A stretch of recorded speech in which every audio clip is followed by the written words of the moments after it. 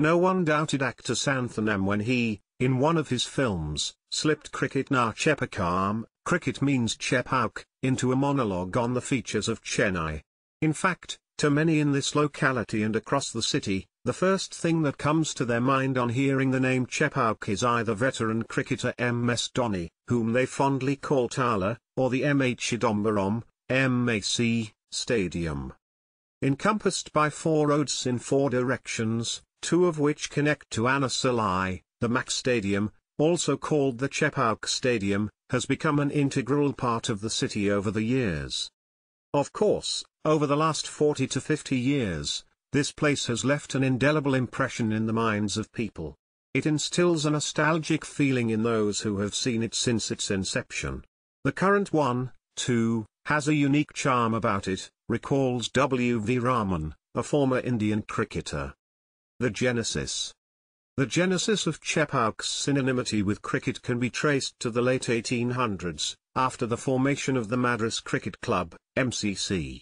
Though founded in 1846, it became well established in the 1860s after it leased a portion of the grounds on Chepauk, then the palace and the grounds of the Nawab of the Carnatic, to set up a cricket ground, as late historian S. Muthu outlines in his book The Spirit of Chepauk. Subsequently, the Chisholm's Pavilion came up. It faced its fair share of problems, including a cyclone. The Irwin Pavilion followed, sporting its Hanbury clock, and survived until the stadium entered the picture. The idea to construct a stadium arose well after the Madras Cricket Association, which became the Tamil Nadu Cricket Association in 1971, entered the fray in 1930. It put forth its need to have its own cricket ground instead of asking the MCC every time there was a need for a big match, the book recalls. Other locations scouted. The Hindi reports have documented how, from 1949, other locations were scouted for the stadium, before the MCC grounds were finalized. Much of the credit for its construction would go to M.H. Chidambaram, former TNCA president, after whom it was named by 1986. The TNCA got hold of a sublease on the land, and the stands were built in 3 stages, from 1971 to 1975.